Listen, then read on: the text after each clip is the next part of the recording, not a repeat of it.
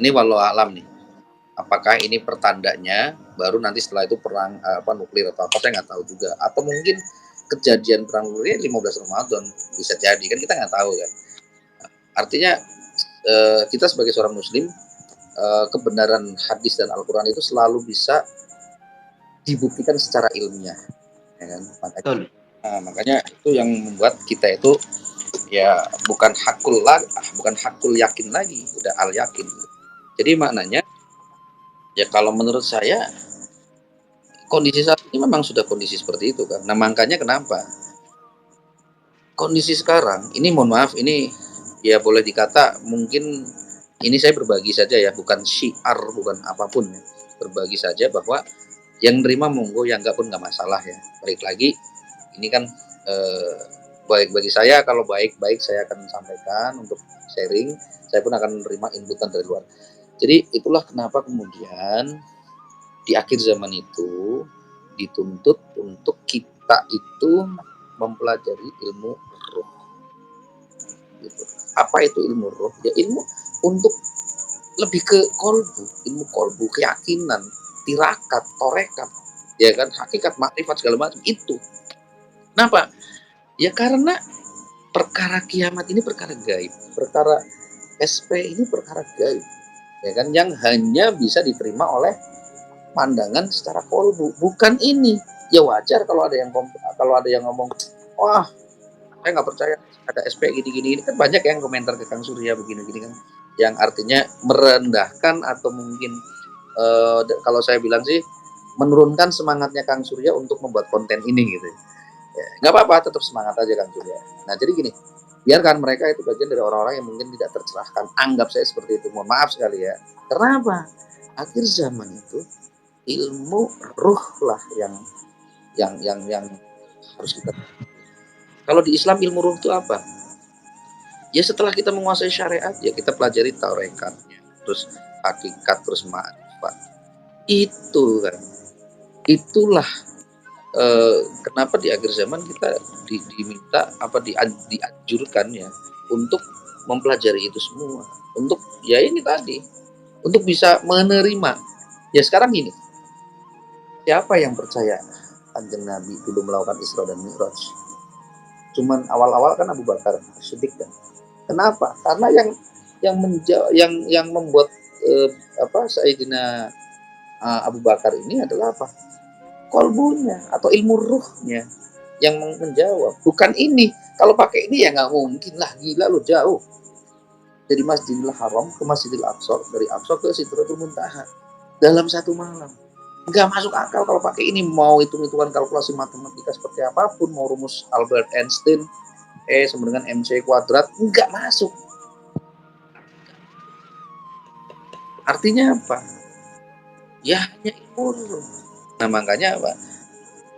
Ya ini saran, carilah mursyid, torekat, hakikat, ma'rifat untuk mendapatkan ilmu itu ya. Nanti dengan sendirinya kita nih, kolbu kita ini akan tercerahkan. Nah, ini sangkut pautnya dengan apa? Ini mohon maaf ya, ini sejatinya kita udah sepakat bahwa SP ini satu orang.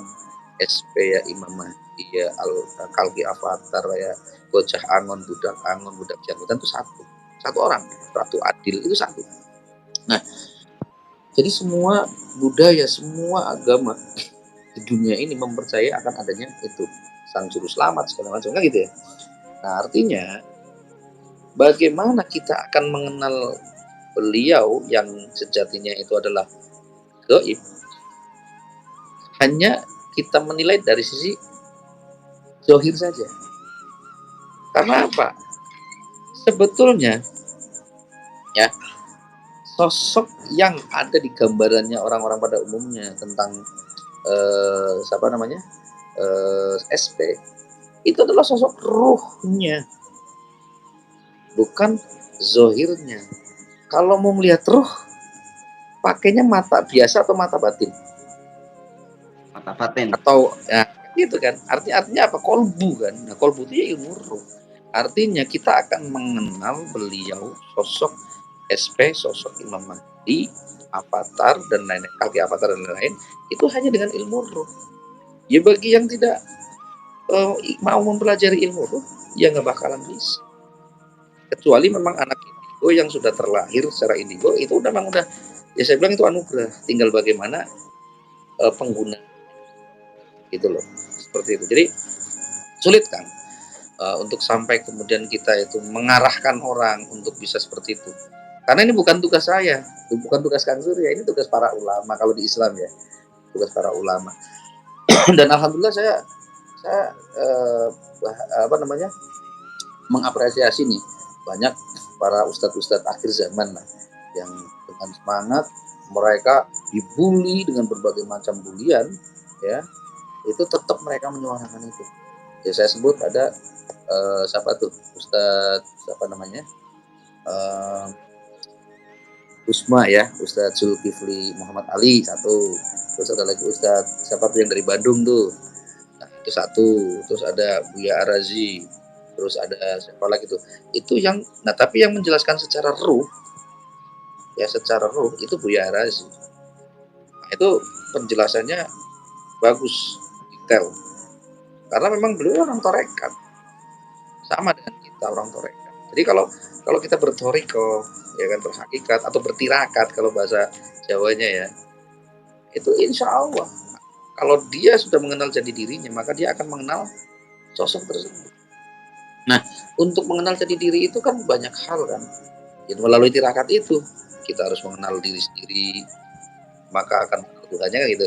Untuk mengenal diri sendiri caranya gimana? Atau mengenal sejati diri itu gimana? Sampai ke sejati yang wujud gitu. Ya kita harus membersihkan polmu kita dari apa? Ya, dari penyakit hati kan. Penyakit hati kan banyak lah, ya nggak perlu saya jelaskan. Saya rasa saya nggak perlu menggarami air laut lagi ya, karena air laut itu udah asing sendiri.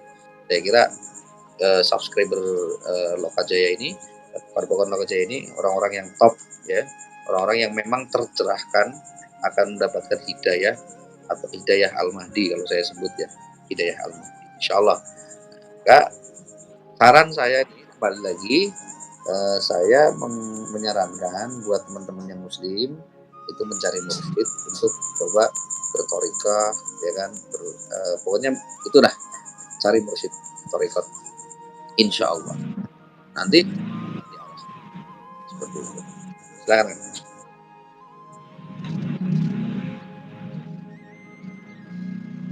Oke ya. Ini dari itu tadi sangat sangat luar biasa nih penjabaran tentang dukhon ya, yang bisa diilmiahkan seperti itu ya. Bahwasanya itu Nabi Muhammad juga sudah menerangkan seserem itu sampai untuk mengumpat di selimut gitu ya. Itu yang berarti kan sudah Begitu ininya. Ini begitu luar biasanya itu, dahsyatnya itu, huru hara besar itu. Ya. Pada akhir zaman. Jadi setelah itu memang apa yang dikatakan oleh Prabu Joyoboyo mengenai kondisi Nusantara ini, beliau ini mengatakan itu memang apa yang dikatakan oleh beliau memang ternyata kalau kita mau menggali, mau merenung, ternyata itu benar-benar terjadi. Itu loh. Semua itu terjadi. Yang belum terjadi ini ya, yang itu yang semalam saya juga tanyakan kepada narasumber yang dari Bandung itu, Jawa Barat, mengenai entah itu Siloka atau apa, terbelahnya Pulau Jawa dan pemunculan Sang Kinasih Satrio Piningit atau Ratu Adil itu. Tapi tetap secara ininya memang sama persis ya. Ciri-cirinya apa itu sama persis dengan Imam Mahdi itu. Setelah saya itu sering baca-baca itu kan. Nah, pertanyaan saya ini sekarang ini, seberapa dahsyatnya itu fitnah Dajjal itu sehingga Rasulullah juga menyarankan untuk menjauh sejauh-jauhnya daripada sosok Dajjal itu. Itu monggo untuk supaya kita bisa tercerahkan ini seperti apa ini. Sedangkan akhir zaman secara kalau kita dilihat ya, dalam kitab Ihya Ulumuddin pernah dibahas, saya lupa tuh juz berapa itu, Ihya itu kan ada 4 juz tuh. Tebelnya itu ada 4 juz, cuma saya lupa di bagian mana, bahwasanya nanti banyak akhir zaman itu kalau sudah mendekati nih, ini sudah mendekati ya, bukan akhir zamannya, sudah mendekati keluarnya huru hara besar itu, nanti kamu akan menemukan yang dimana ulama-ulama itu akan membingungkan umatnya. Mohon untuk diperjelas ini ya, Ya, dijabarkan ulama yang membingungkan dan seberapa dahsyatnya itu fitnah dajjal. Monggo. ya, oke. Jadi gini kan, kalau bicara ulama-ulama yang membingungkan gitu. Jadi gini, kita bicara secara ininya aja ya, yang mungkin mudah dicerna. Antara yang satu dengan yang lainnya, masing-masing memiliki kemampuan IQ, kemampuan EQ, dan kemampuan SQ yang berbeda-beda.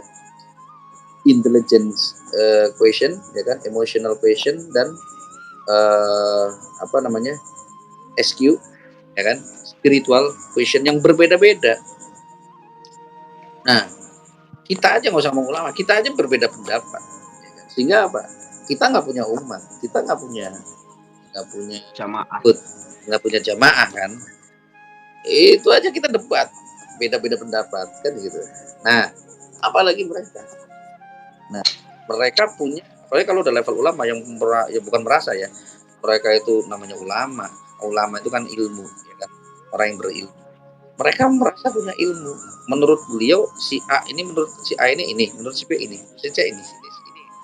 Beda gitu kan. Sehingga disitulah kenapa terjadi ada mazhab, kenapa terjadi ada ini. Karena itu adalah hanya perbedaan pendapat ulama saja. Nah, sehingga akan terjadi perbedaan-perbedaan atau yang membingungkan gitu. Ya sebetulnya sudah kan, sudah terjadi. Iya, itu dulu saat saya di pesantren tuh dulu ya, itu waktu di ini kok saya mikir itu loh, apa mungkin itu memang terjadinya belum lama ya. Ini sudah Ya, pokoknya ya, maksudnya sekitaran inilah ada medsos ini ya, mungkin ada YouTube, Facebook. Jadi antara ulama ini itu loh. Jadi ditempelin kalau ini seperti itu. lain hal kan. Kalau bicara ulama yang membingungkan, saya kira itu udah terjadi udah sangat lama. Dari sejak terpecahnya ada pendapat ulama dari Imam Syafi'i, Imam Hambali, Imam Hanafi, ya kan? Terus siapa lagi? Imam siapa gitu kan? Nah, itu mulai itu membingungkan. Oh, saya mau pilih ini, saya pilih ini, saya pilih ini. Malah ada yang nggak bermazhab gitu kan. Thariqat sebenarnya nggak bermazhab, tapi apa? Tetap dia akan diawali dari syariatnya dulu, ya kan? Begitu udah tarekat hakikat syariat marifat, itu udah nggak bermazhab. Karena apa? Langsung ke Allah, ya kan? Langsung sanatnya sampai Rasulullah. Nah, maknanya kalau Tapi kalau berbeda, secara syariat, nama? kalau secara sebenarnya kalau bermahad, saya garis bawah ya, takut ini jadi ini, soalnya nanti takut Pak Yai nonton ini yang ada di Jember ini. Apa ya? Maksudnya kalau kita menjalankan syariat itu kayak sholat, kayak wudhunya itu kan ada madhab ini. Ya, sebetulnya pilihan mazhab itu betul